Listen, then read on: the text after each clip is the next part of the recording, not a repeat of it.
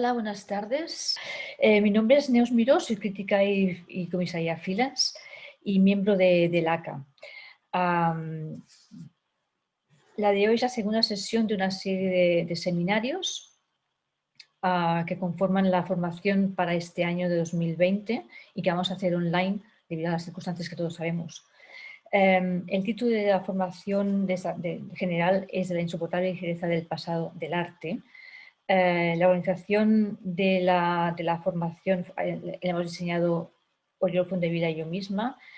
Oriol forma parte también de la junta directiva del LACA y me gustaría agradecer a los ponentes que vamos a tener hoy, a Jorge Luis Marzo, a Olga Fernández y a Patricia Mayallo por aceptar esta invitación.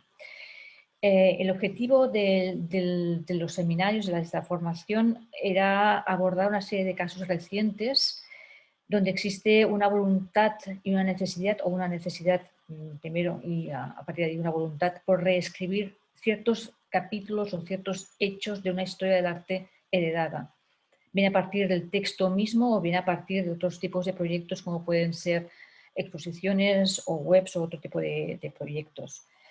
La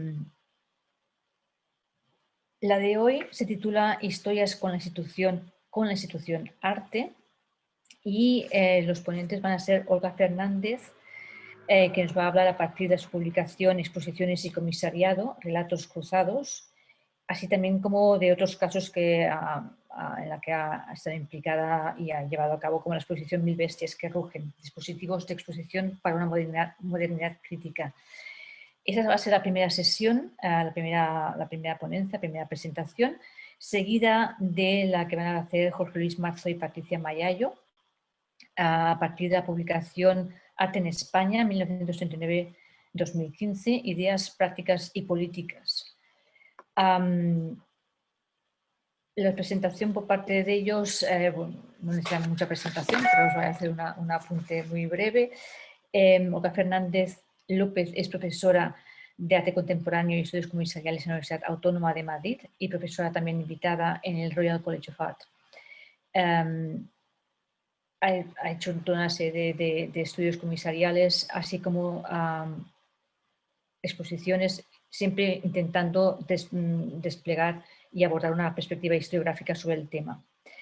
Jorge Luis Marzo ha publicado hasta hoy gran parte de libros y publicaciones actualizando la historia del arte, sobre todo en el Estado español y desde la Guerra Civil hasta nuestros días. Es historiador del arte y profesor del Centro Universitario de Diseño BAU de Barcelona. Asimismo, también ha desarrollado toda una serie de proyectos en torno al formato expositivo, audiovisual o editorial en relación a las políticas de la imagen. Patricia Mayallo es profesora titular de Historia del Arte de la Universidad Autónoma de Madrid y sus líneas de investigación se centran en la historia de las mujeres artistas, la historiografía y las prácticas artísticas feministas. Pues os dejo ahora mismo con la primera intervención, que va a ser de Olga Fernández. El formato va a ser de dos, o sea, primero la sesión de Olga Fernández, seguida de la de Jorge Luis y Patricia, sin digamos, tiempo para preguntas en ese intermedio. Para todos los asistentes y espectadores, las preguntas y respuestas las podéis formalizar en la pastilla que está en la parte de abajo del Zoom. Yo las iré recuperando de allí y las formularemos al final de la sesión. Hay una primera sesión de 30 minutos, seguida por una segunda de aproximadamente 30 minutos también, y al final es donde formularíamos las preguntas que creáis convenientes. Os invito a escribirlas en este apartado. Pues sin más, doy la palabra a Olga Fernández.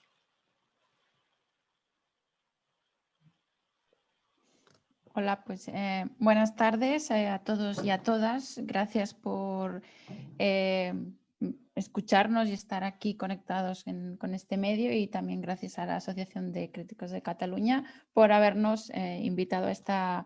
Bueno, esperemos que sea una conversación, aunque tenga esta introducción un poco por nuestra parte. Y bueno, por no dilatar más el comienzo, lo que se me ocurría como pregunta o 3 preguntas que me han ayudado como a generar esta introducción podrían ser: ¿para qué escribir un libro hoy? O en mi caso, ¿para qué escribir un libro sobre comisariado, sobre exposiciones? Y ¿para qué escribir un libro sobre comisariado y exposiciones en castellano?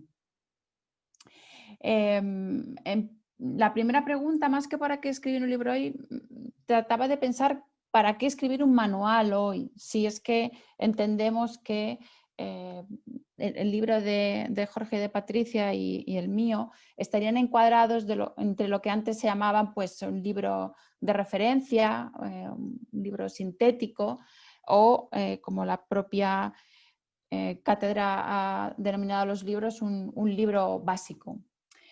Y mi pregunta tenía que ver con qué sentido tiene hacer un libro de referencia por en este caso, una sola persona hoy en la era de los readers, ¿no? Donde hay normalmente ahora todos estos proyectos un poquito más, digamos, de carácter, no sé si enciclopédico, pero sí sintético, tratan de generar una pluralidad de voces, el dejar constancia de que no solo hay una versión de la historia y que luego aparte pues tienen esa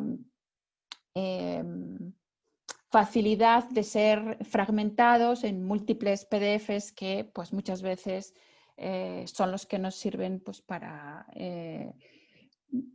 comentar o para trabajar determinados temas con los alumnos. También, ¿qué sentido tiene escribir un libro en un contexto donde se valoran más los artículos que los libros? Es una conversación que hemos tenido Patricia y yo varias veces, ¿no? O sea, ¿qué sentido tiene escribir un libro hoy si luego es el artículo lo que realmente tiene peso? Y además es lo que luego, en esta fragmentación, es lo que más circula por Internet. Y también ligada a esta pregunta, que voy a dejar todas abiertas, ¿qué papel tienen las bibliotecas hoy? Si muchos de estos libros readers que se publican pues son en tapa dura, son caros, son de tapa dura y caros porque están a veces diseñados para quedarse en las bibliotecas, y que si bien son accesibles en principio, como las bibliotecas, para todos y para todos, pero luego en realidad ahora mismo, por ejemplo, vemos en la pandemia que no es tan fácil acceder a ellos. La pregunta sobre por qué escribir o para qué escribir un libro sobre comisariado y sobre exposiciones estaría ligada a la anterior, porque casi todos los libros que existen hasta la fecha sobre comisariado, sobre todo, están realizados a partir de compilaciones.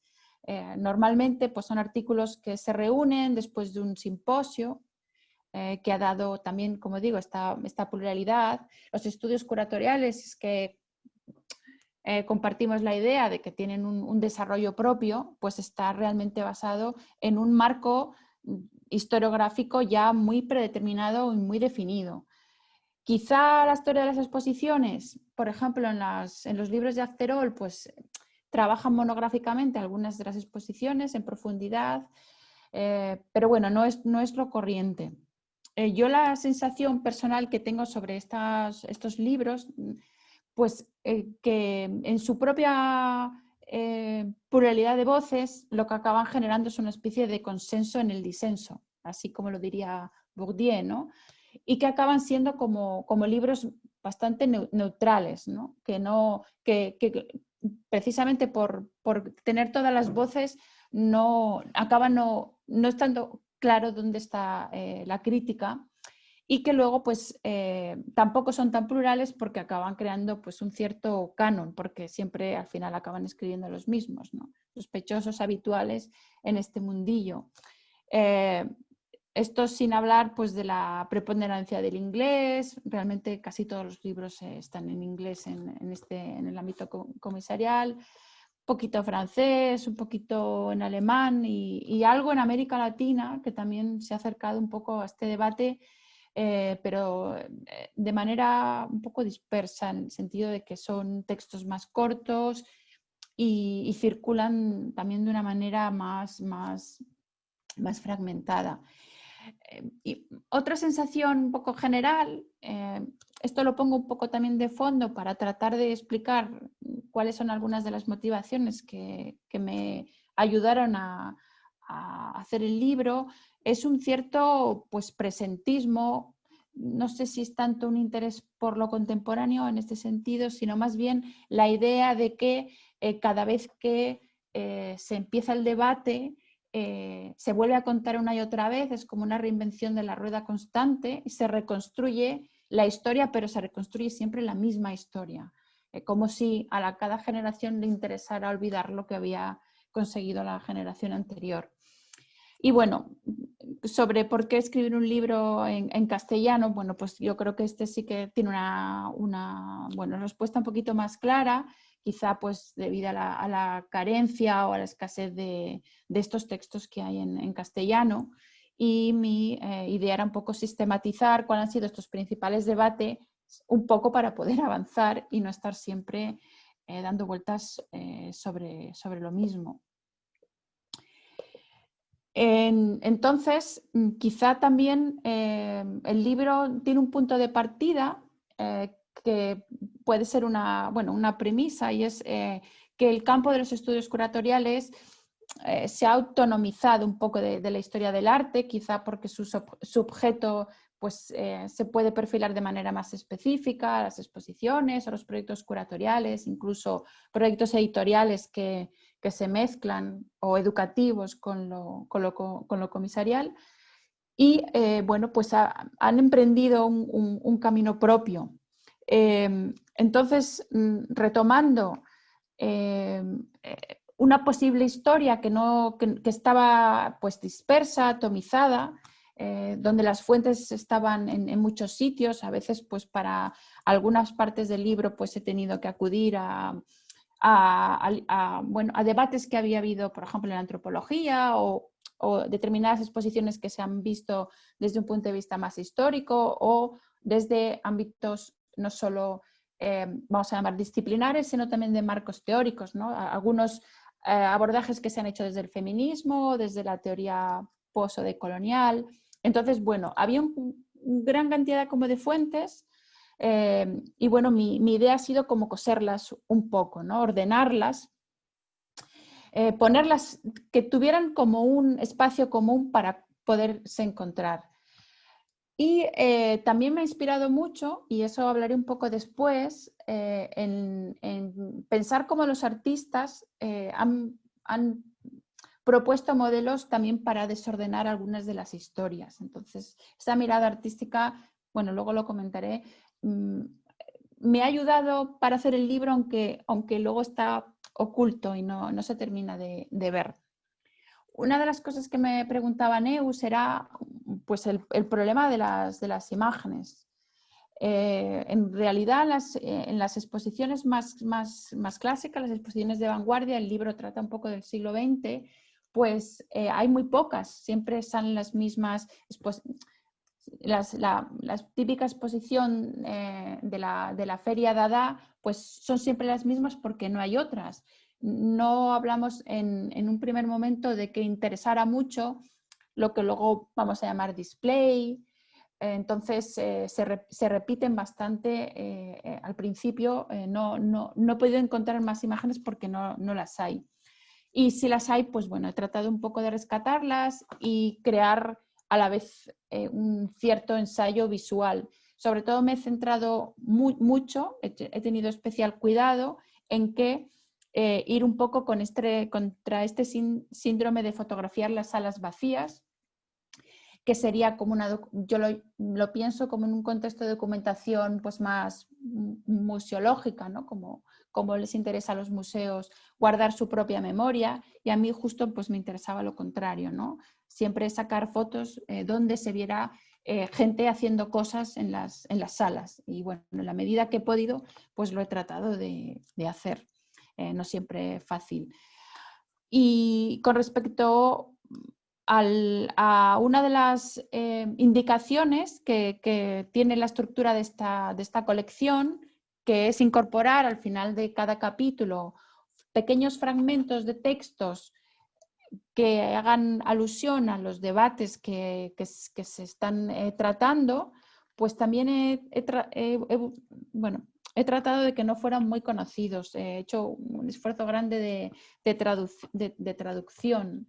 de textos para que estuvieran accesibles, aunque son cortos.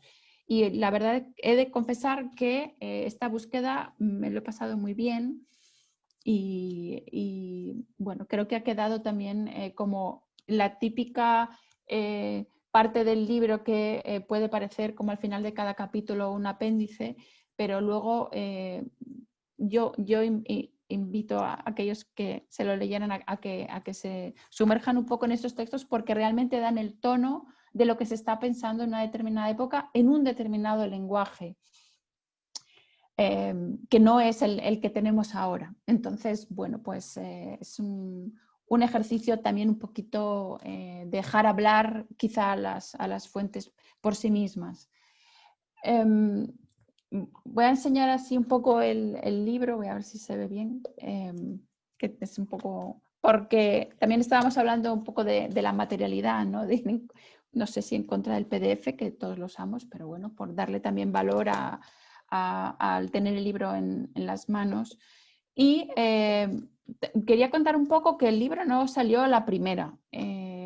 Tuve que hacer un proceso de reescritura porque en el fondo había que elegir entre un abordaje más temático y uno más cronológico. Si elegía el temático, cada vez que empezaba un tema me tenía que remontar y entonces era estar constantemente dando saltos atrás y adelante en el tiempo y realmente no funcionaba. Entonces, aunque había elegido este modelo temático, tuve que, sin renunciar a lo temático, ahora explicaré un poco por qué, reorganizarlo de manera que el libro fuera avanzando en el tiempo sin muchos saltos atrás. Y bueno, creo que es un esfuerzo que creo que al final ha merecido la pena hacer un esfuerzo que en un primer momento, lo digo también por contar cómo se hacen los libros, ¿no? Que es como el primer jarro de agua cuando dicen, no, no funciona, así no funciona, hay que darle una vuelta.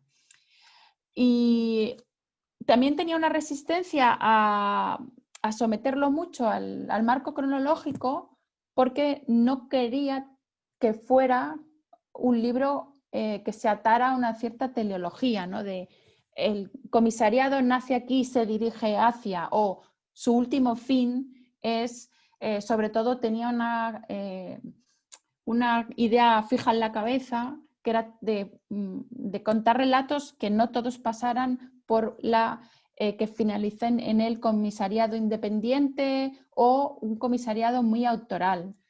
Creo que hay otras maneras de pensar las exposiciones y el comisariado en relación a otros ámbitos. A mí el de la historia me interesa especialmente, ¿no? Entonces, quería dejar abierta la lectura y el marco temático me ayudaba, de manera que, bueno, pues otro historiador, otra historiadora puede leer los mismos relatos de otro modo.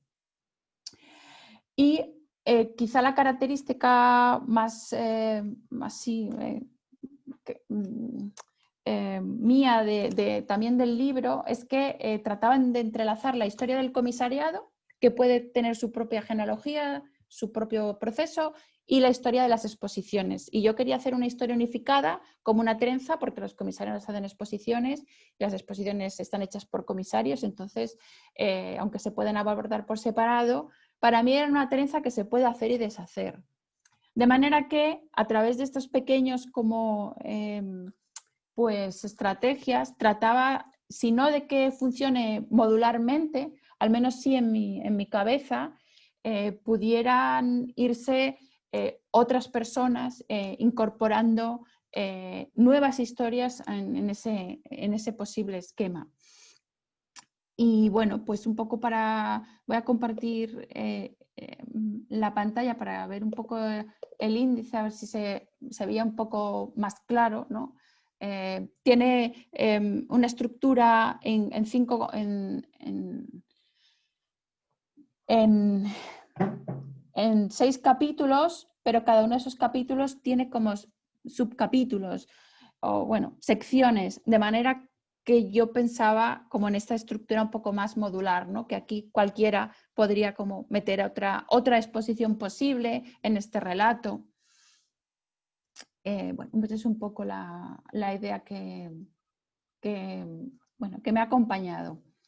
Aunque, como digo, siempre lo he pensado como un manual, como algo pues, que sea útil, básicamente, una herramienta útil. Sin embargo, pues por mi propia, digamos, conocimiento, pues trato de deslizar algunas hipótesis, aunque no queden expresadas de aquella manera tan, pues como de investigación, con todo un aparato crítico fuerte.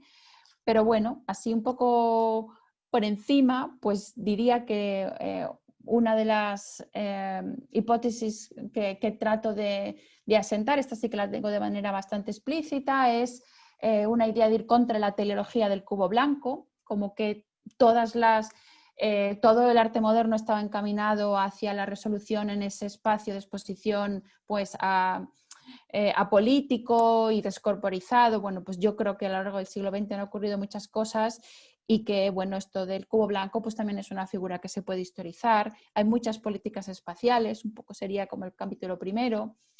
La otra ya la he adelantado un poco, contra la idea de que el comisario independiente es el fin de todo esto. Trato de contextualizar a Harald Seemann, un poco qué supone su figura, que funciona como una especie de mito de origen para muchos comisarios, y cómo esa historia ha eclipsado a otro tipo de comisarios, por ejemplo, comisarios institucionales, o más bien comisarias institucionales que estaban operando al mismo tiempo que él, pero como estaba desprestigiada la institución, pues de alguna manera se ha barrido esa memoria. También apunto que yo creo que el comisario como figura no se entiende sin el contexto revolucionario de los 60 y de los 70.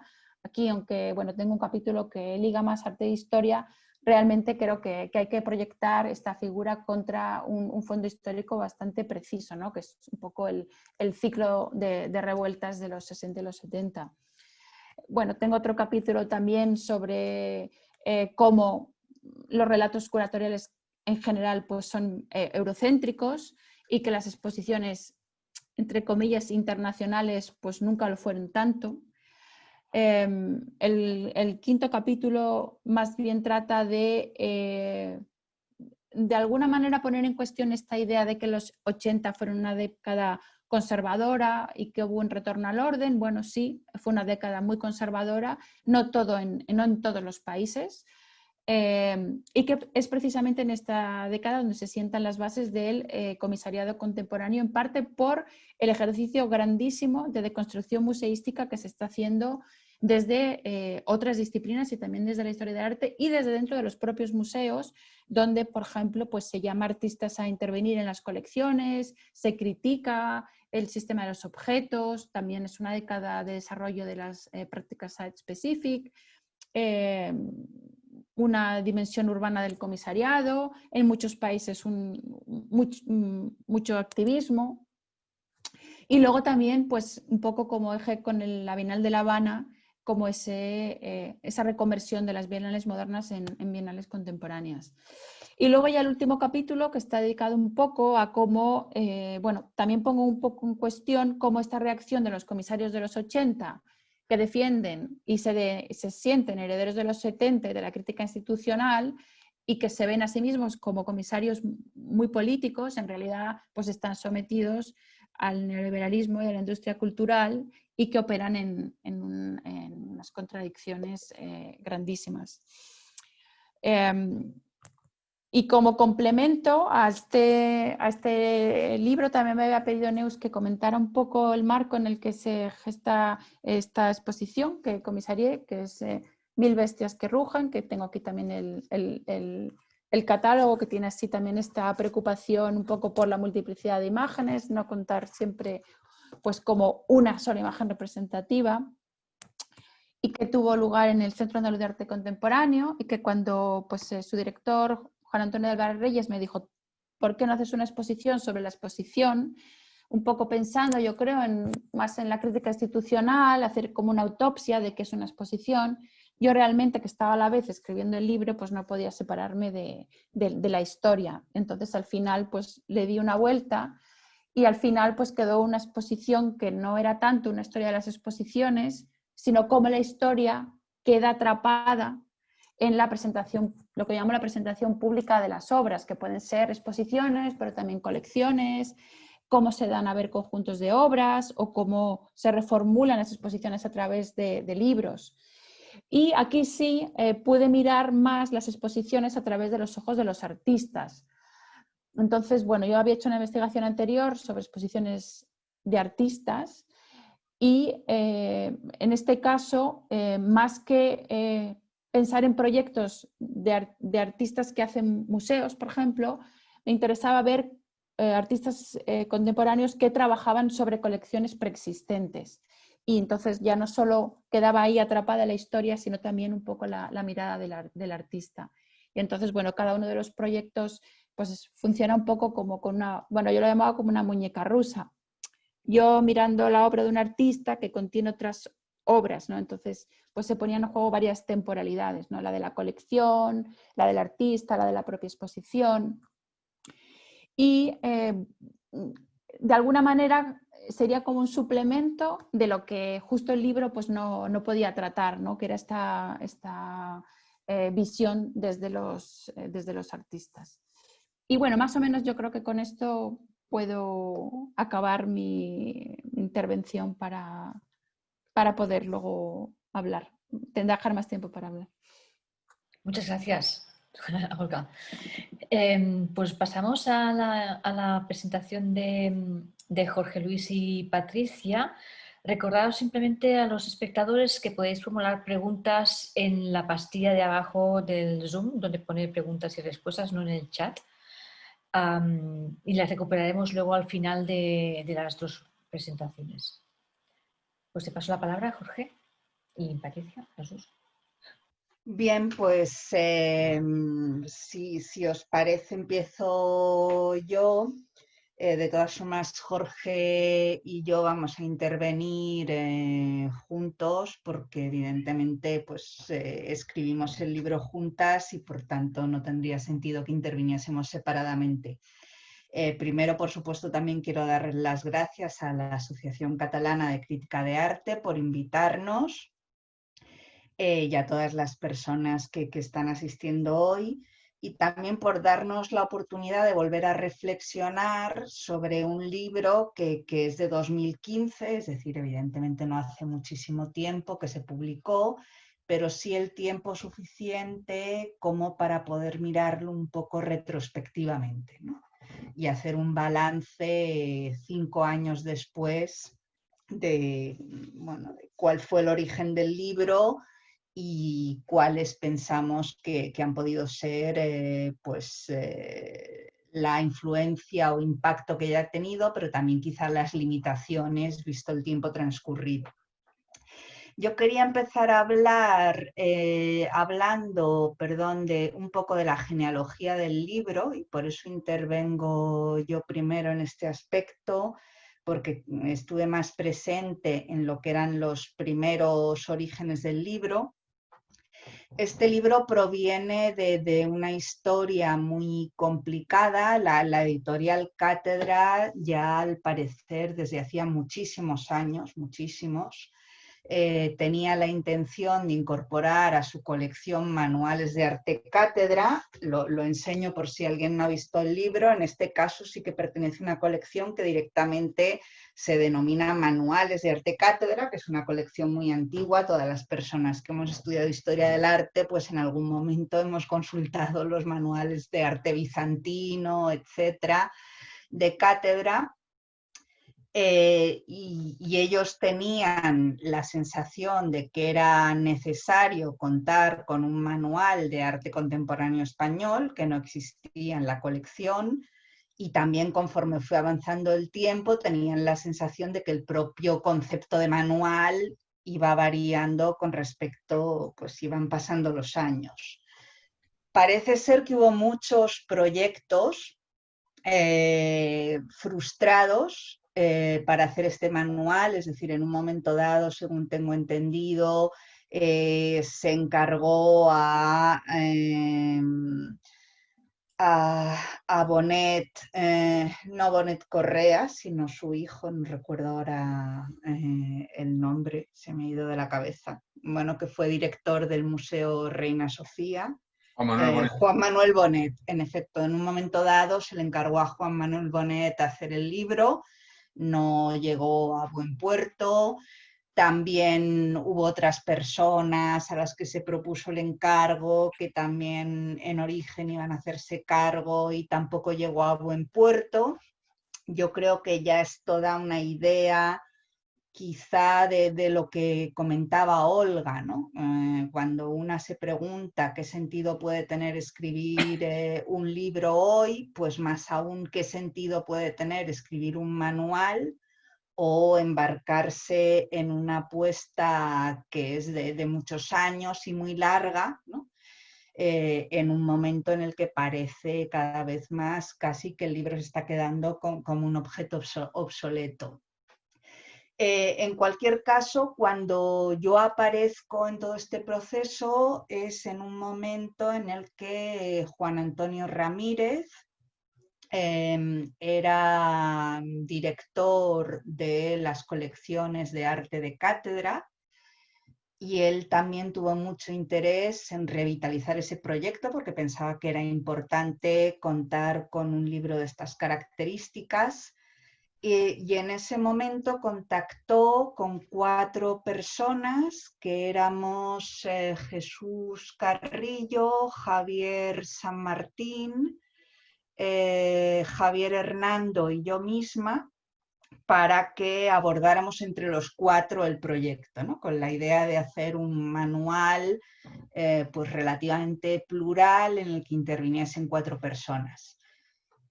Ahí también hubo una serie de circunstancias, pues muchas de ellas desgraciadas, como seguro que muchas de las personas que nos están escuchando saben. El propio Juan Antonio Ramírez pues falleció de forma bastante inesperada. Javier Hernando tuvo pues una enfermedad muy grave que le incapacitó para seguir con el proyecto.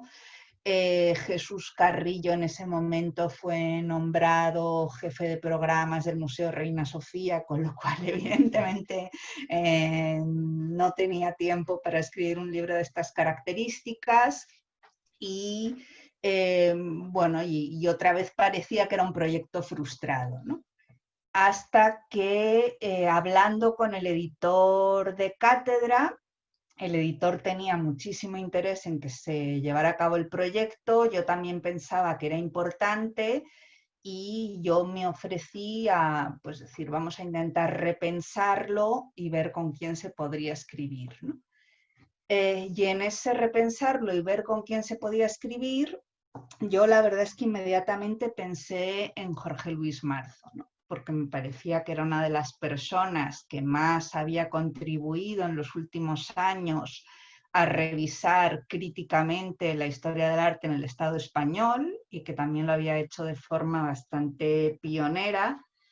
Era una persona con cuyos análisis pues yo coincidía y pensaba que podíamos tener una sintonía historiográfica, lo cual es importante porque, como decía Olga, cuando tú haces un libro que no es un reader, que no es una compilación de contribuciones diversas, pues sí es importante para bien y para mal que haya un hilo narrativo, es decir, que haya una tesis que esté articulando todo el libro, ¿no? Eso tiene evidentemente el peligro de que puede dar una visión que se pueda considerar pues un tanto parcial o sesgada.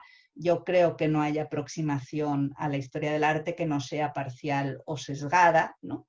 Y en ese sentido, si vamos a articular un hilo narrativo, pues obviamente era importante que hubiera una complicidad entre las 2 personas que lo iban a escribir.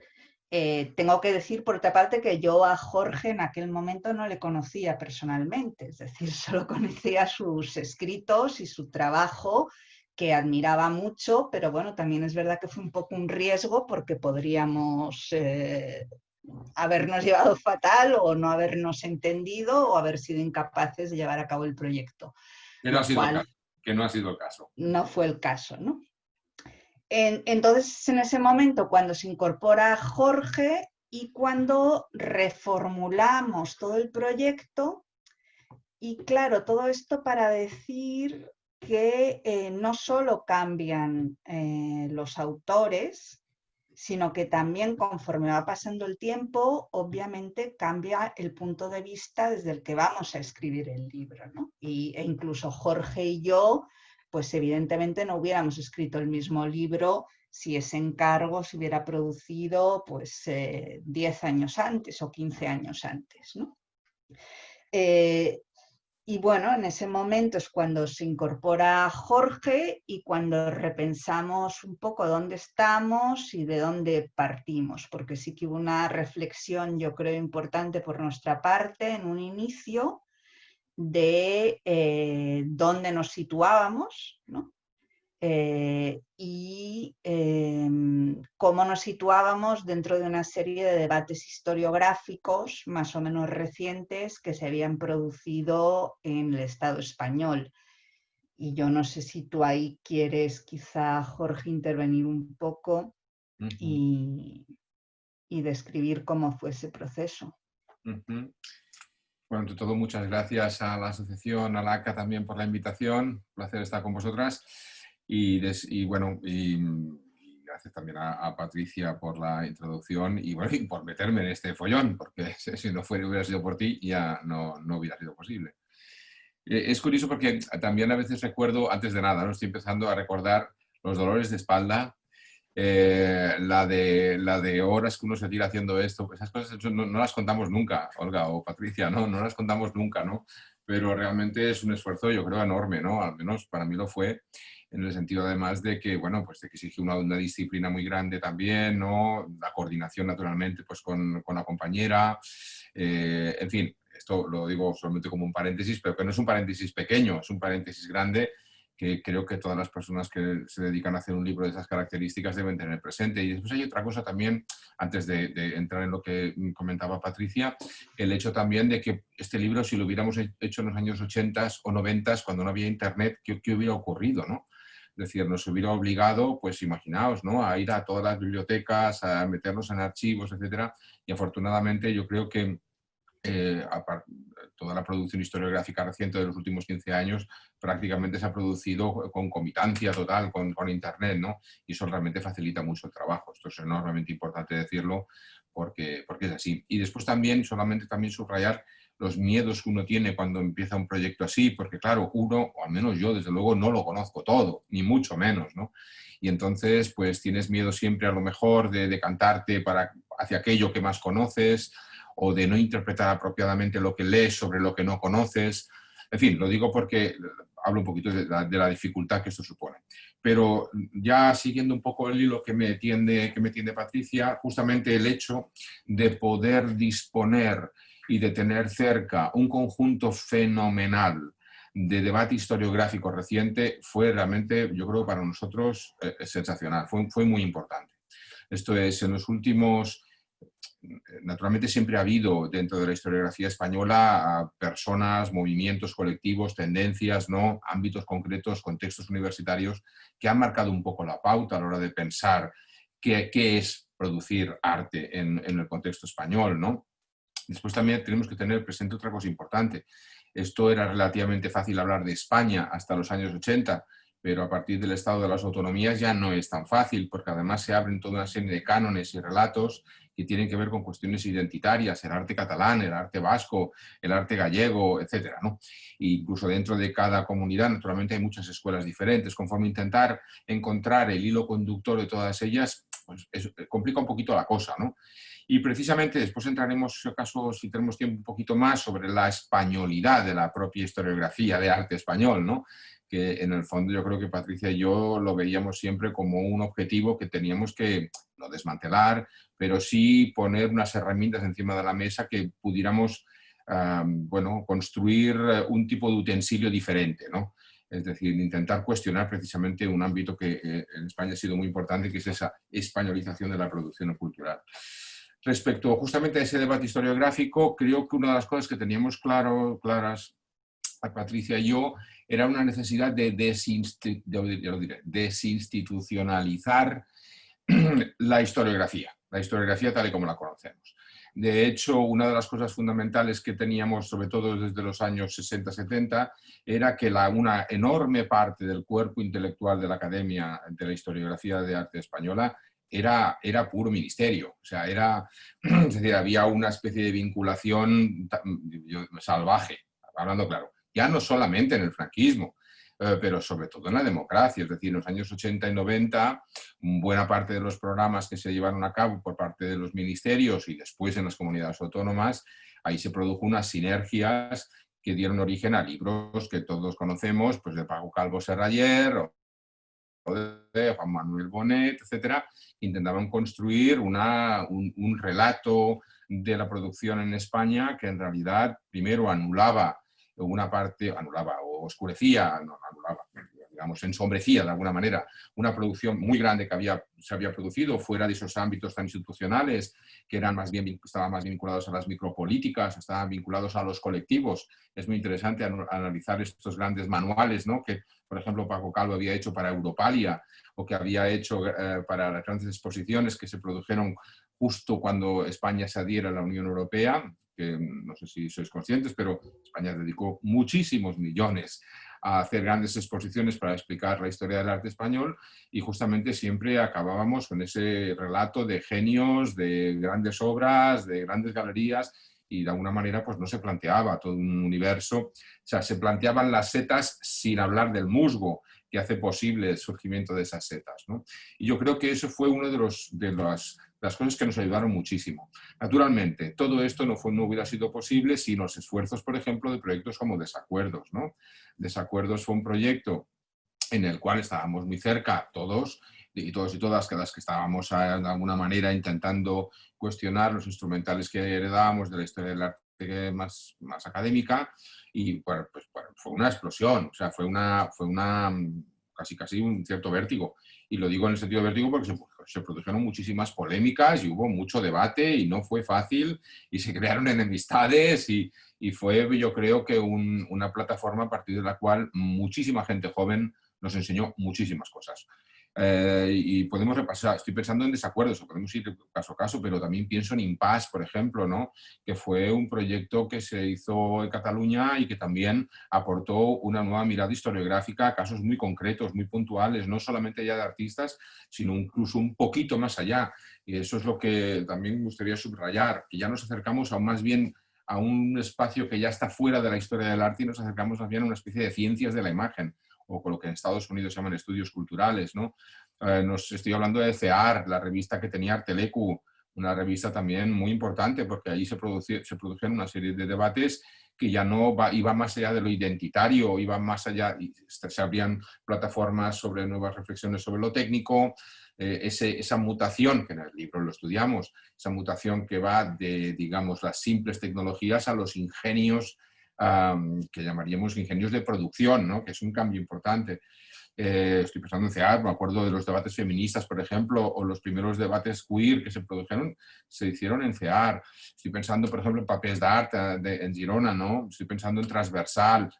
Hay muchas prácticas que yo creo que nos ayudaron muchísimo para intentar reflejar el nacimiento de una nueva historiografía del arte que yo creo que se produjo o que eclosionó fundamentalmente, digamos, a partir del año 95, 96, 97, más o menos, sobre todo después del boom olímpico, Madrid, capital cultural, digamos, después de las celebraciones posmodernas y neocapitalistas que tuvo en este país. Y con estas palabras no quiero condicionar ideológicamente, me refiero a que todos sabemos lo que pasó en el 92.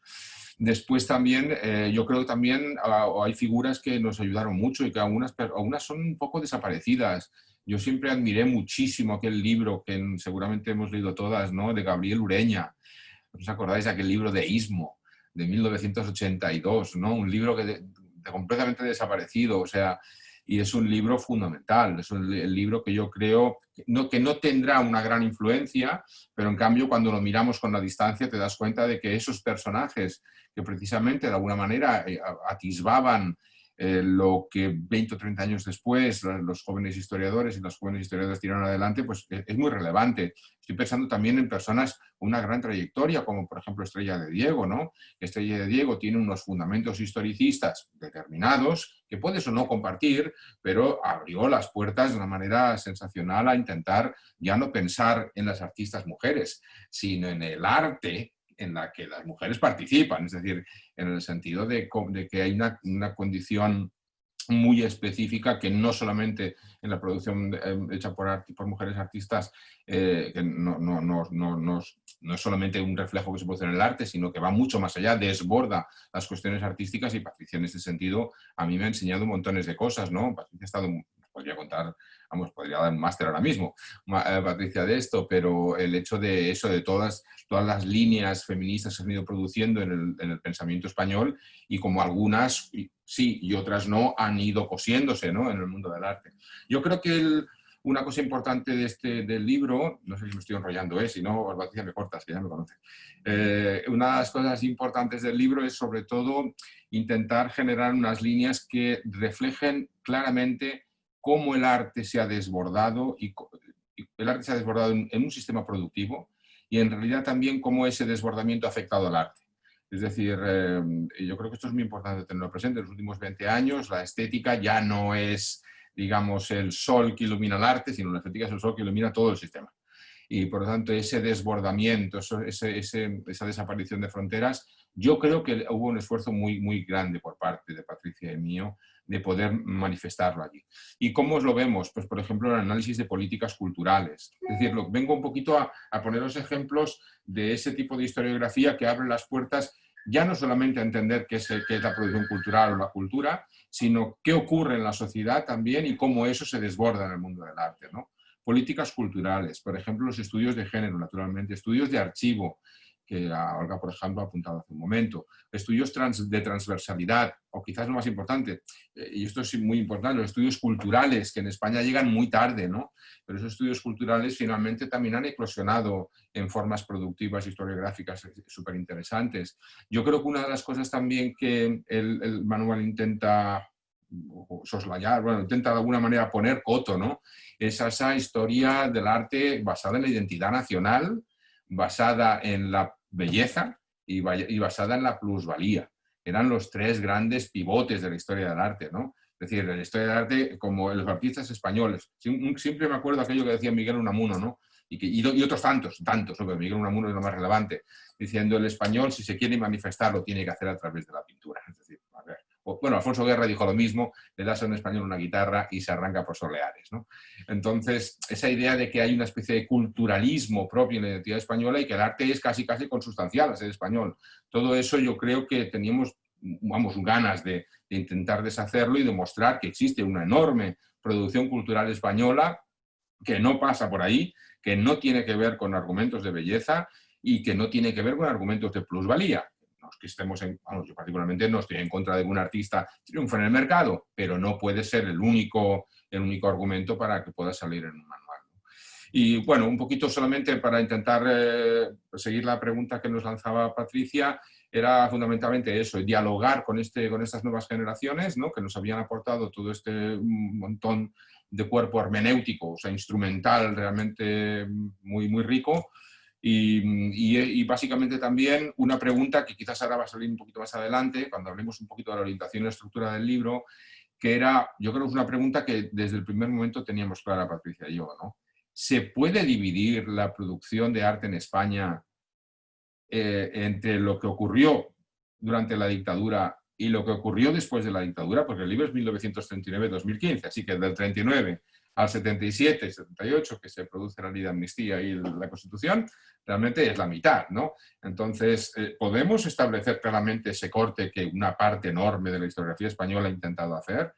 La primera sensación, recuerdo que lo hablábamos con Patricia, no, hacíamos así, no puede ser.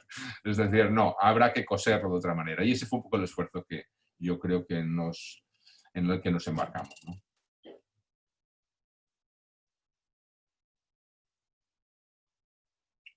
No te oigo, yo no te oigo. Sí, sí, es que ya no tenía el micro activado. Sí, yo simplemente por completar un poquito lo que estaba comentando Jorge, cuando él hablaba de que, bueno, de que una de nuestras aspiraciones, por supuesto, era recoger toda una producción historiográfica renovadora que había ido publicándose a veces en ámbitos muy especializados, ¿no? En los últimos 10 años o 15 anteriores a la publicación del libro, también era acompañar a esa renovación historiográfica en lo que pensábamos que era una crítica de un determinado paradigma de la historia del arte español que de forma más abierta o menos abierta pensábamos que era el que se había impuesto desde la transición, ¿no? Que estaba bastante ligado a lo que Guillem Martínez ha llamado la cultura de la transición, ¿no? Que es un concepto que quizá podemos criticar porque pueda ser un poco simplificador, pero que nos da una idea de cómo ese relato, que era bastante hegemónico de la historia del arte español, había sido construida, sobre todo construido, yo creo, por una generación que había protagonizado la transición y que había promovido un relato muy consensual, ¿no?, de la historia del arte español, que de alguna forma limaba o borraba todo lo que era conflicto y que también limaba o borraba algo que, como decía Jorge, a nosotros nos parecía muy importante, que eran las continuidades y discontinuidades entre la democracia y la dictadura, ¿no? Ese relato de consenso que nace en la transición precisamente nace en parte con el objetivo de crear la ilusión de que había una especie de borrón y cuenta nueva, ¿no? Una España democrática que empezaba de cero, donde se habían borrado los lazos con la dictadura y que iba a hacer del arte contemporáneo precisamente una de sus expresiones pues, más representativas, ¿no? Y quizá esa también fue una idea, yo creo, central o una de las preguntas de origen que nos llevó a pensar también un poquito la estructura del libro, ¿no? Cómo lo articulábamos. Sí, sí, justamente eso, vamos, que iba a seguir esa línea, ¿no? Cuando Olga hablaba del marco cronológico, de la importancia, ¿no? Cuando nos planteamos un libro así, ¿no? Un libro que tiene esa voluntad de manual o de cuerpo base a partir del cual otras personas pueden ir construyendo sus propias capas, que eso es muy importante. Yo creo, permitidme este paréntesis muy rápido, en un manual finalmente yo creo que debe ser una caja de herramientas para que otras personas después puedan continuar estudios, casos de estudio, etcétera, o incluso hacer otro manual completamente distinto, ¿no? Es decir, yo creo que un manual no puede, y Patricia y yo teníamos eso meridianamente claro, ¿verdad? O sea, clarísimo, que no queríamos hacer el manual, sino un manual a partir del cual otras personas pudieran tener otros manuales con perspectivas diferentes. Bueno, vengo a decir esto porque yo creo que en el marco cronológico que nos planteamos había esa idea, teníamos que jugar con la idea de esa linealidad, porque el libro lo planteamos de una manera cronológica, lineal, ¿no? A partir de décadas, pero al mismo tiempo queríamos jugar con una especie de anacronía. Es decir, queríamos hacer dialogar muchas cosas a lo largo de... Se ha presentado mi gata, perdonad.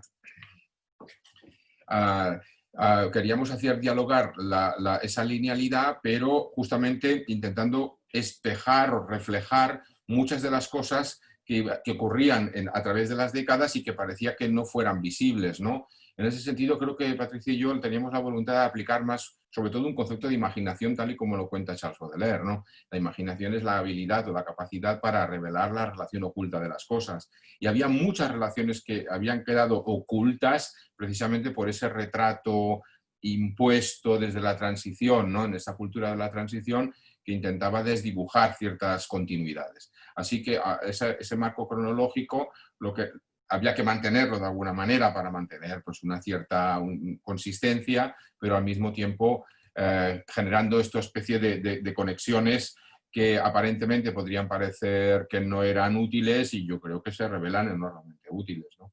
Bueno, era solamente un poco apuntar eso, ¿no? A mí me pareció realmente importante también. Estamos entrando en orientación y estructura del libro un poco ya, ¿no? Claro, sí. Jorge, yo creo que tú tenías por ahí, como Olga, el índice del libro, porque Claro. quizá para quien no lo conozca, pues pueda resultar útil, aunque sea simplemente por encima, ver cómo lo estructuramos.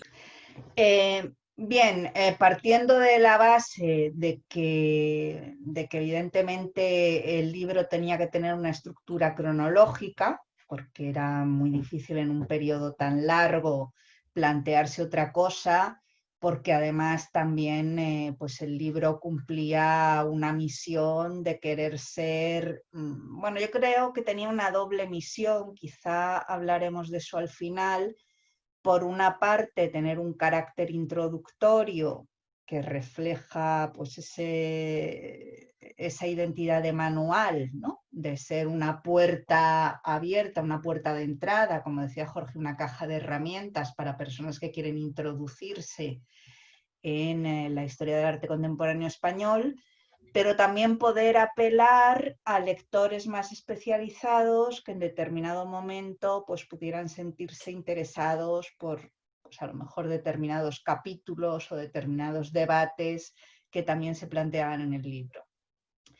Entonces, partiendo de la idea de que tenía que ser una estructura cronológica, uno de los temas que más debatimos era dónde se producían los cortes, ¿no? Dónde se producían esos cortes que iban a articular pues, los distintos capítulos, porque teníamos la sensación de que no necesariamente esos cortes tenían que coincidir con lo que a veces en la versión oficial de la historia de España se habían definido como los puntos de inflexión, ¿no? Por ejemplo, un ejemplo muy claro es el de la muerte de Franco, ¿no? Quizá la muerte de Franco, tanto en lo que fue la evolución del país, como desde luego en la evolución del arte y de las prácticas y discursos artísticos, pues no pensábamos que fuera un punto de inflexión fundamental, ¿no? Y que definirlo como tal obedecía en parte a esa ilusión de un antes y un después que nos había vendido el relato hegemónico de la transición, ¿no? Yo no sé si aquí quieres explicar un poco, Jorge, en qué consistía cada capítulo. Sí, bueno, sí, no podemos hacer perfectamente. Básicamente lo que hicimos, como comenta Patricia, primero, es que claro, es justamente la dificultad de poder describir los capítulos tiene que ver con eso que decíamos, ¿no? De que hay una linealidad, pero al mismo tiempo después hay epígrafes concretamente de cada capítulo que van dialogando con otras cosas. Por ejemplo, una de las cosas que, como sabéis, más ha costado, no me veis a mí, ¿verdad? No me veis. ¿Me veis a mí ahora o veis el documento? Sí, sí, te vemos. Perdón. Nada, precisamente el caso del exilio, ¿no? El caso del exilio, claro, hablar de la historia del arte en España supone ya hablar de una quiebra fundamental, que es qué pasó. Pensad que una de las cosas que hicimos en el libro, que fue quizás lo más complicado, una de las cosas más complicadas, fue intentar hacer incluso un pequeño archivo, un pequeño elenco, una lista de todas aquellas personas dedicadas al mundo del arte que tuvieron que exiliarse. Es decir, estamos hablando de que 70.000 personas en el año 39, naturalmente también pasó en el lado franquista, hubo personas que tuvieron que exiliarse también, pero fundamentalmente fue en el lado republicano que 70.000 personas tuvieron que exiliarse y la mayoría de ellas no volvieron, ¿no? Entonces, claro, eso supone que hasta el propio ministro Ibáñez de Educación dijo que era la mayor tragedia que había producido la guerra española. El propio franquismo lo reconocía, el hecho de una ausencia completa de un cuerpo intelectual y artístico en España, ¿no? Claro, enfrentar, por ejemplo, el exilio no es simplemente decir dónde fueron los exiliados, qué hicieron los exiliados, sino pensar, ¿y lo que hicieron los exiliados se puede considerar historia del arte español? ¿O ya podemos hablar de una historia del arte de cada lugar al que llegaron? Es decir, ¿dónde situamos? Y ya precisamente el propio problema del exilio, que es que el propio Estado español no ha sabido dónde colocar en el relato la producción de los y las artistas españolas en el exilio, también nos lo encontrábamos los propios historiadores. Es decir, ¿qué hacemos con todo ese cuerpo que en realidad ha sido exiliado de la historia del arte por ser ideologizado, por estar ideologizado? Porque son personas que perdieron una guerra y que por lo tanto el sistema no los puede tratar neutramente, sino que es que son víctimas, ¿no? Y como todo el discurso de la transición se ha basado en la desaparición de las fronteras entre víctimas y verdugos, pues fundamentalmente ya era un problema. Entonces, intentar comprender qué pasó con los exiliados nos obliga a mirar las políticas de exilio, o las políticas de memoria, perdón, que se produjeron a partir del año 77. Es decir, que el propio capítulo sobre el exilio en realidad habla más bien de los años 70 y 80, ¿no? Porque precisamente no sé cómo se construyó ese relato sobre los exiliados. Pongo ese ejemplo para que veáis un poquito este juego entre asincronía y linealidad que precisamente comentábamos hace un momento. Pues nada, empezamos precisamente con todo el tema del exilio e intentamos cubrirlo con bastante dedicación y detalle, porque realmente hasta hace muy poco, hasta a partir de 2007 fundamentalmente, sí que ha habido estudios relevantes y muy notables sobre el exilio español, pero hasta ese momento realmente no teníamos un corpus de trabajo lo suficientemente sólido, ¿no? A partir de ahí lo que hacemos es el primer capítulo del 39 al 51, porque el 39 acaba la guerra, y en el 51 se produce un cambio importante, sobre todo a través de unas primeras respuestas sociales políticas en el sentido, digamos, como lo diré, de subsuelo, ¿no?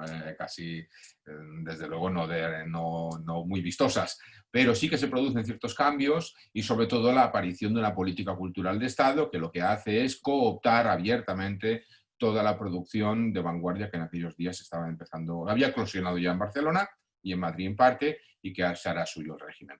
Ese es un poco lo que hacemos en el primer capítulo. Hablamos del ámbito social, educación artística, museos, censura, etcétera, la cultura fascista española, comprender cuál es el fundamento de esa cultura fascista que tuvo poco recorrido, porque el fascismo en España, dicho así, como estética, desaparece prácticamente en el año 45, dado que los amigos de Franco pues, son derrotados en la Segunda Guerra Mundial, y por lo tanto esa estética no puede tener más recorrido. Y lo que intentamos es también hacer un análisis de cómo las artes liberales y el régimen se encontraron para hacer posible el nacimiento y la eclosión de una vanguardia. Y para resumir, lo que en el fondo queríamos transmitir Patricia y yo es que ese encuentro se produjo no tanto a nivel ideológico, porque buena parte del mundo liberal, burgués de Madrid, Barcelona, Bilbao, Valencia, etcétera, no eran tampoco especialmente fascistas, sino sobre todo por una autonomía de clase. Es decir, había esa necesidad de una burguesía que quería mantener su autonomía de clase y encontró el aliado en el propio régimen. Pensad que estamos hablando de una burguesía que sobre todo tenía muy presente los malos recuerdos que la República, desde su punto de vista, les había infligido, en el sentido pues, de todos los ataques iconoclastas, en fin, los movimientos revolucionarios, tanto comunistas como anarquistas, y fundamentalmente ahí se produjo un encuentro que es el que en realidad en el capítulo 2 desarrollamos, que es los conflictos de una vanguardia oficial, conflictos de una vanguardia oficial, ¿no? Es una vanguardia que es cooptada por el régimen, pero naturalmente hay una casuística enorme de contradicciones, de paradojas, que es lo que intentamos sobre todo trabajar en este segundo capítulo, que es del 51 al 62. Y si acaso, Patricia, te dejo un poco el capítulo 3 si lo quieres comentar.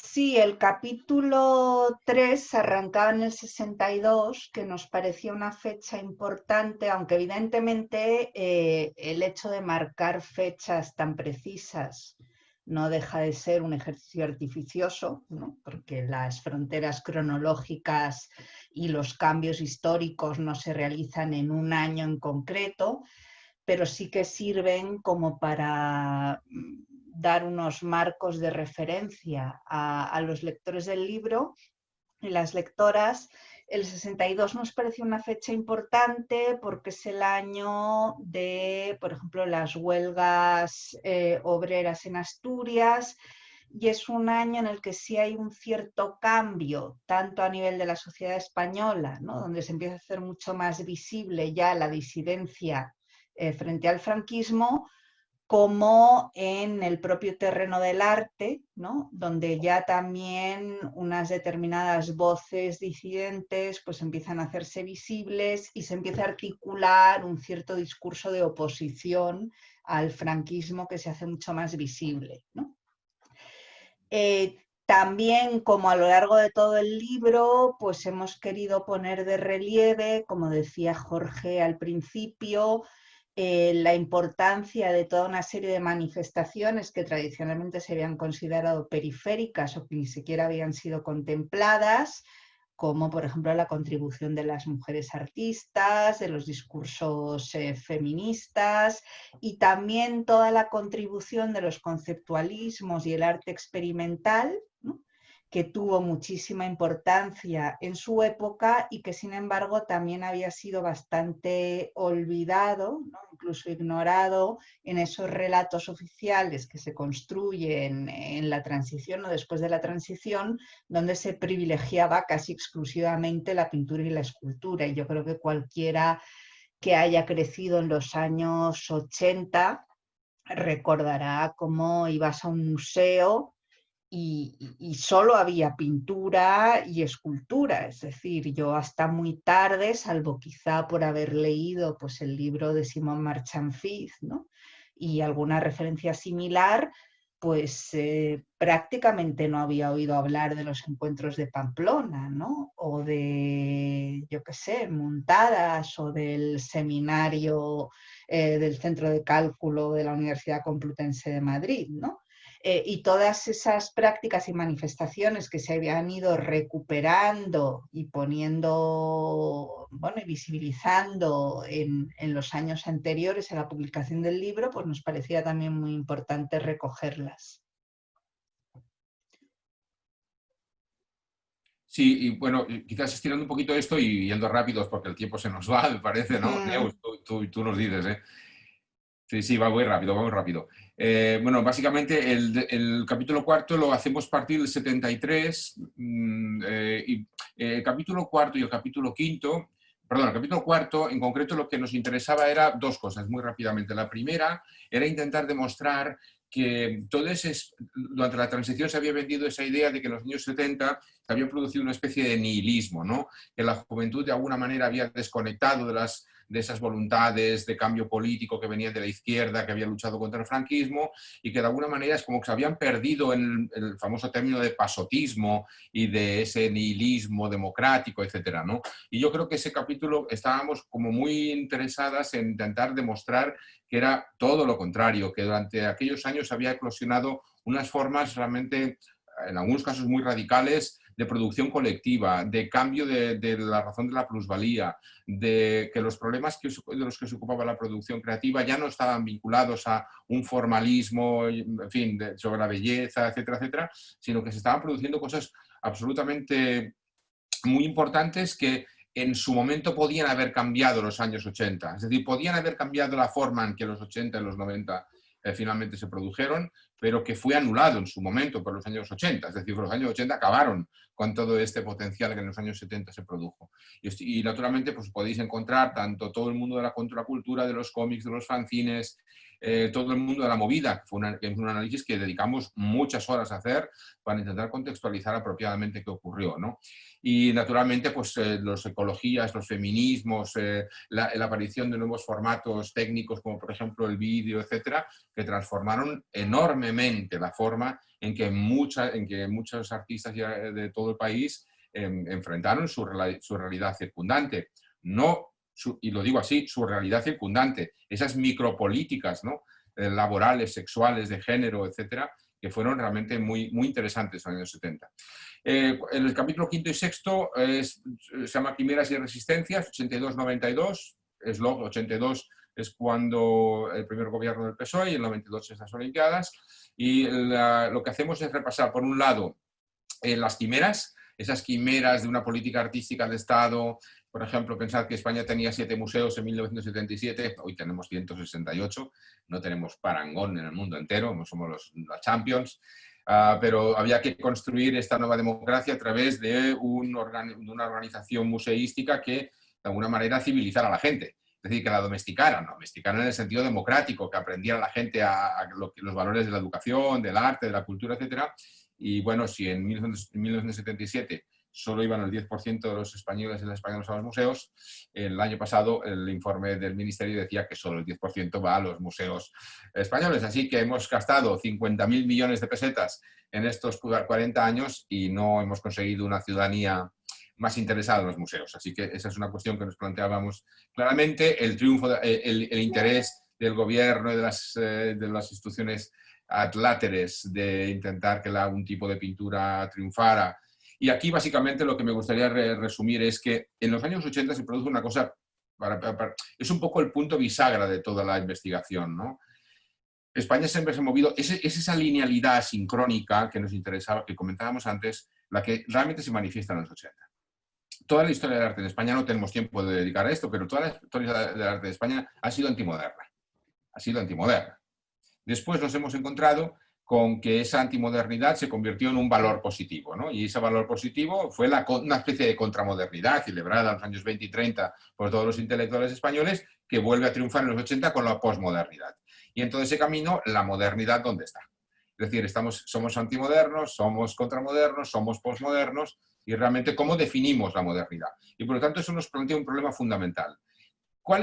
Siempre se ha hablado de la excepcionalidad, ¿no? de la producción artística española respecto a su contexto más cercano, que es Europa, ¿no?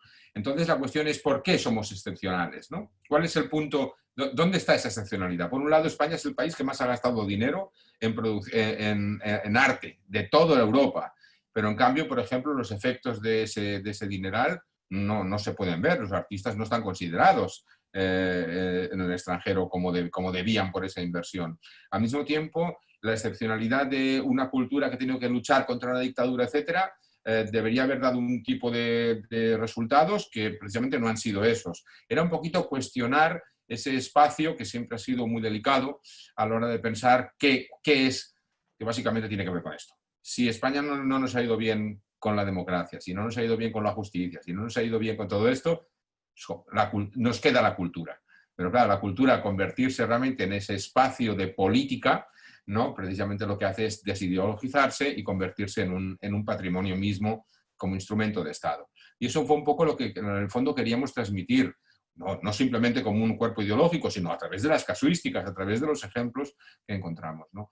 Y ya, no sé si quieres acabar tú con la última parte. Esto, bueno, me estoy dejando, bueno, compraros el libro y lo veréis.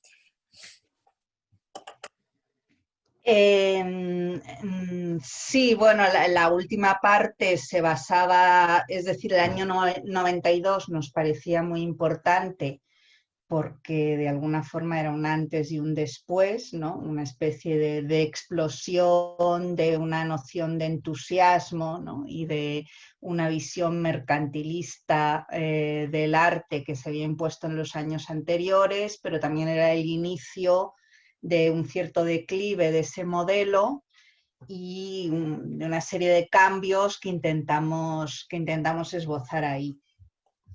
Yo simplemente quizá como creo que ya vamos muy tarde, a lo mejor podríamos decir nada, 2 palabras sobre, pues quizá un poco retrospectivamente, cómo vemos el libro ahora, qué posible impacto puede haber tenido o no, ¿no? Yo en eso, bueno, que evidentemente es muy difícil medir algo tan elusivo como el impacto, la recepción que pueda tener un libro. Sí que es cierto que a mí me da la sensación, pues eso, viendo las diversas generaciones de estudiantes que van pasando por el grado, en nuestro caso, de Historia del Arte y también el máster en Historia del Arte Contemporáneo que tenemos, que sí ha servido como un marco de referencia para muchas generaciones de estudiantes que tienen en un principio, pues, bueno, muchas generaciones no, perdón, porque no han transcurrido tantas generaciones, sino para una serie de estudiantes que en principio tienen dificultad para aproximarse, pues, a toda esa enorme masa de bibliografía que hay y que necesitan un punto de partida, una serie de referencias bibliográficas, etcétera. También me consta que sí ha generado a lo mejor determinados debates más especializados, ¿no?, sobre algunos puntos del libro, pero es verdad que pensando un poquito en el después de y en las limitaciones que pueda tener el libro, yo creo que el hecho de que sea un libro tan voluminoso, como veis aquí, que en origen no iba a serlo, pero la verdad es que bueno, nos dejamos llevar un poco y en la editorial nos lo toleraron. Claro, el hecho de que sea un libro tan voluminoso pues hace que haya cambiado un poquito la naturaleza del libro y que probablemente se haya convertido más en un libro de consulta que en un libro de lectura, ¿no? Y eso tiene quizá la desventaja de que ese hilo narrativo que nosotros creemos que existe y que probablemente estaba ahí, pues es difícil de percibir, ¿no? En un libro que no necesariamente mucha gente va a leer desde el principio hasta el final. Yo no sé si tú tienes alguna impresión en ese sentido, Jorge. No, muy coincidido mucho en ti. Recuerdo varias críticos, no cómo se llaman, crónicas, bueno, esto revise, ¿cómo se dice? Sí, crónicas del libro, ¿no? Reseñas, perdona, sí. Que nos acusan de ser unos izquierdosos de casi del 15M. Bueno, y en parte también hay algo de razón, ¿no? Pues no por lo izquierdoso, sí, pero que sí que es verdad que 15M de alguna manera aglutinó también muchas líneas que estaban en diáspora, ¿no? Y que de alguna manera sí que se pudieron coser. Yo no digo en el ámbito estrictamente historiográfico, en el mundo del arte, sino en otros muchos, ¿no? Y yo creo que sí, posiblemente alguna cosa sí se puede reflejar. Lo que pasa es que yo no acepto que pueda decirse que es un libro izquierdoso, porque es la típica y tradicional crítica que se hace a todo libro que cuestiona los mecanismos. Es decir, lo que nosotros que estábamos cuestionando eran ciertos mecanismos de interpretación, ¿no? Y creo que esa es la típica excusa que un cierto tipo de crítica formalista suele hacer sobre las cosas, ¿no? Que al tocar los mecanismos, de alguna manera pones en riesgo todo ese armazón que durante tiempo la academia ha construido. Solamente apuntar eso, que siempre me ha parecido como una crítica relativamente poco importante, al menos para mí.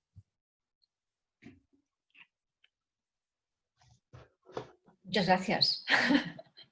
Gracias a los tres por las presentaciones.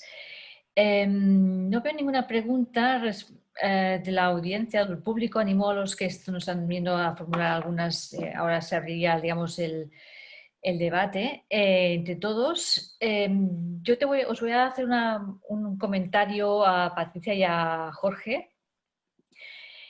Obviamente tanto los libros como las exposiciones visibilizan a veces aspectos que no se han visibilizado antes. Es decir, tienen ese propósito en algunos casos. En vuestro caso, en el caso del libro de Jorge y Patricia, programáticamente, es decir, cuando la genealogía que comentabais en un principio, etc., cuando os ponéis a pensar el libro, ¿cuáles son aquellos capítulos o aspectos o casos de estudio, aparte de los grandes, del feminismo, todos esos, cuáles son aquellas cosas que queréis dar visibilidad, que no se le ha dado suficiente visibilidad hasta ahora? O de forma muy puntual, has mencionado, por ejemplo, el papel que han tenido muchas revistas como Papers d'Art, el PAS, que dieron visibilidad pero eran capítulos, eran revistas. En el libro os proponéis de alguna manera desde el principio, en algún momento del principio, dar visibilidad a algunos aspectos que no se ha dado en otros catálogos, en otros manuales, libros. Permíteme, Patricia, que inicie yo esto. Uno muy claramente es la producción colectiva. Muy claramente. Esto es, si miramos cualquiera de los manuales no había muchos, pero muchos de los libros que se tratan sobre la historia del arte siempre son esas figuras puntuales en su estudio, etcétera, ¿no? y en cambio realmente rascas un poco y te das cuenta de que, a ver, muchísima producción se produjo en redes, en colectivos, en grupos, y precisamente una de las cosas que queríamos era que todas las fotografías fueran grupos artísticos. Es decir, si miramos las fotos del libro, hay pocos artistas, digamos, solos, ¿no? Sino fundamentalmente eso, en talleres, intentar romper esa idea de esa especie de artista aislado, demiurgo, ¿no? Todo eso lo queríamos romper y esa fue al menos una de las líneas claras. ¿Os planteasteis en algún momento, porque obviamente es arte en España, contextualizar con el contexto más amplio de Europa, ¿sabes? Con las corrientes, digamos, otras?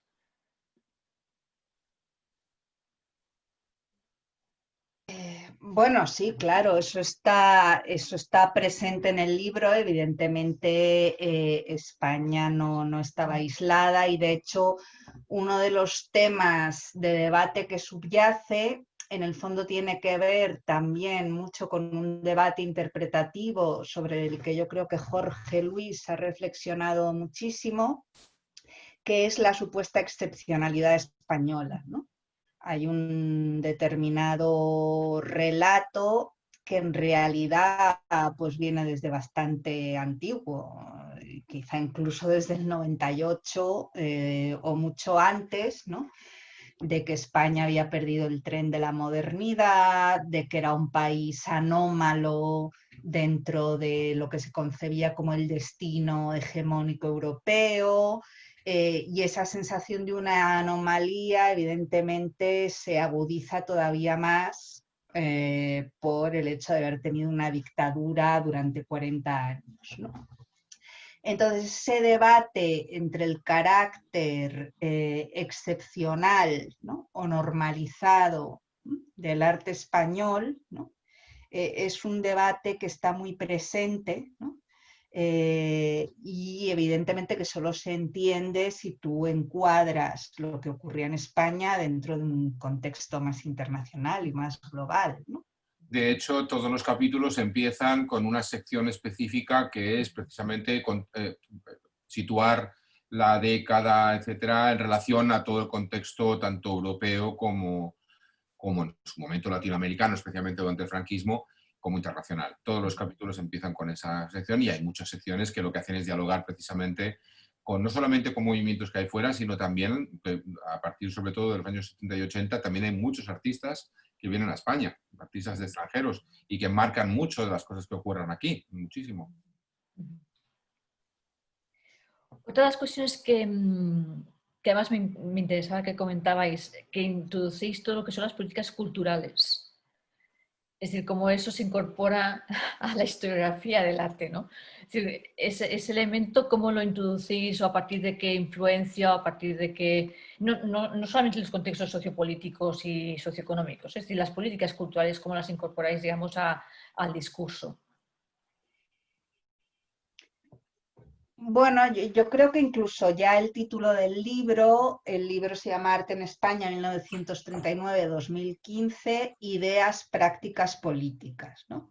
Ya da una idea y yo creo que eso ya es una posición historiográfica de que nos estamos alejando de una historia del arte que no solo, como decía Jorge, pone el acento en los individuos, ¿no? en los artistas, geniales o no, sino que pone el acento únicamente en la producción artística, ¿no? Cuando evidentemente lo que podríamos llamar el campo artístico pues está configurado por muchos otros elementos, por la crítica de arte y los discursos críticos y teóricos, por las políticas culturales, y yo creo que el propio título ya da una idea, ¿no? de cómo realmente considerábamos que era una parte esencial del discurso y que además yo creo que están absolutamente entremezcladas, ¿no?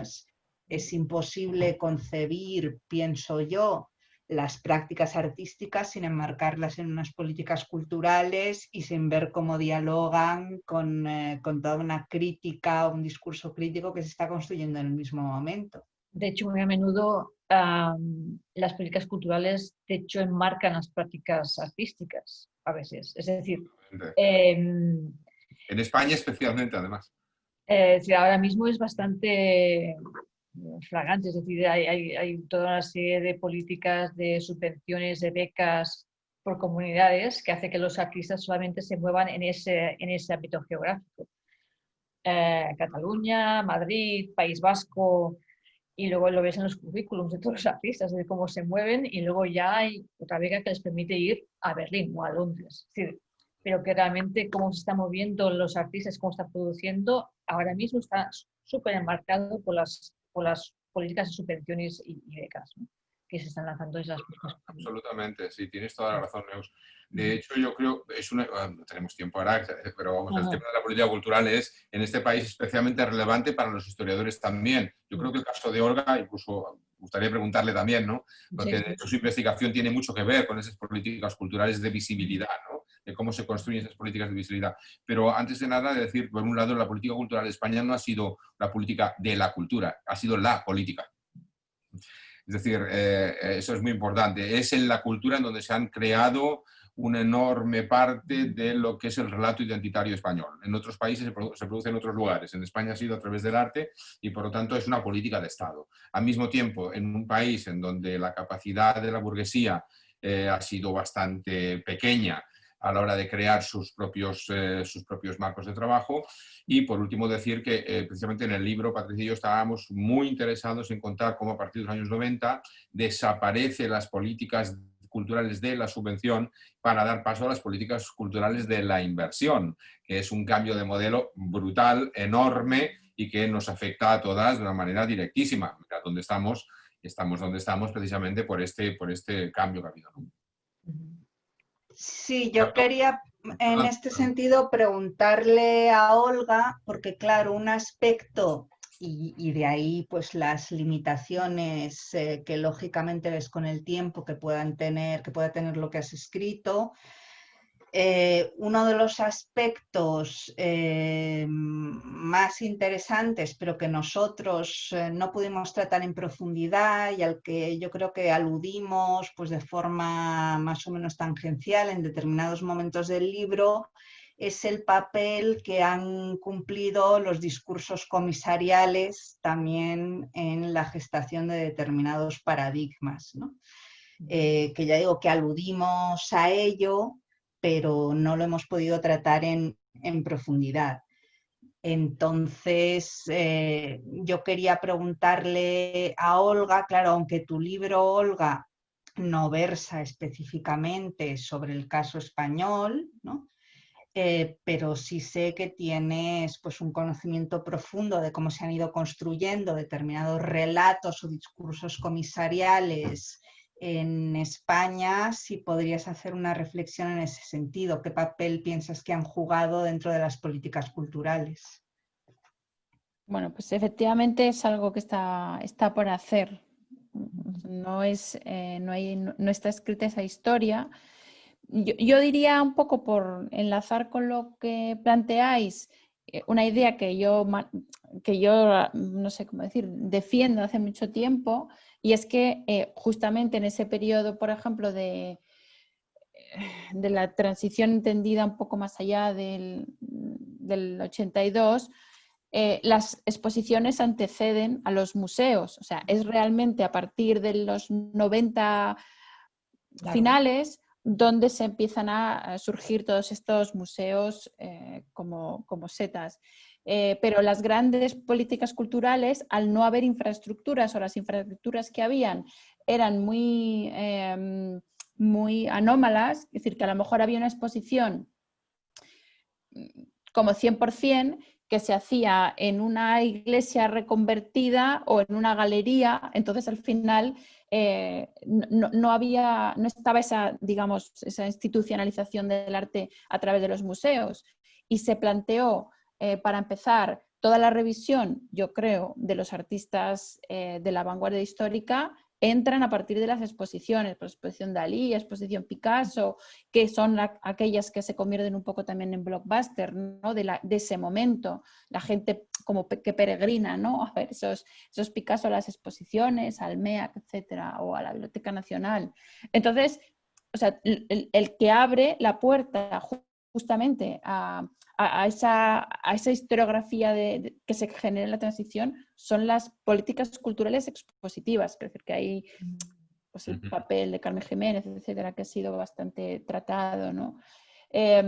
Y eso ha arrastrado, luego no solo que anteceda a los museos, que luego ya sí que han ocupado ese lugar y ya ha habido como esa fusión, también los catálogos anteceden en parte a los libros. O sea, los catálogos de las exposiciones han sido donde se ha empezado a escribir tanto historias oficiales como historias un poco contracorriente. O sea, que muchos temas de debate, o sea, no un poco porque estamos aquí en la exposición, ahora mismo no me acuerdo muy bien el título, de las tinieblas de Jorge Luis, plantea algunos de los problemas que luego... de las tinieblas. Sí, en un momento donde no hay todavía vamos a decir, un pensamiento de cuál ha sido la herencia colonial de España, pues abre a partir de la exposición y además lo trae a la actualidad a partir de las primeras exposiciones que está pensando sobre la inmigración y que lo pone ahí en el debate. Entonces, yo diría que el papel ha sido fundamental para...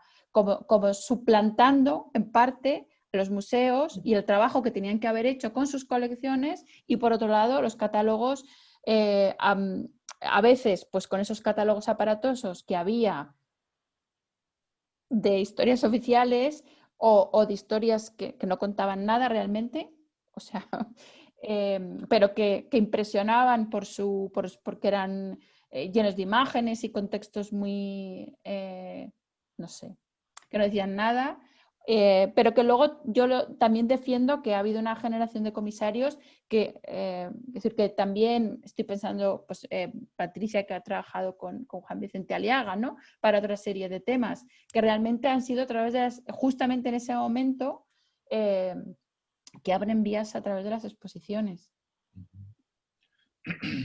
La exposición un poco como la posibilidad de hacer desde la práctica otra posible historiografía.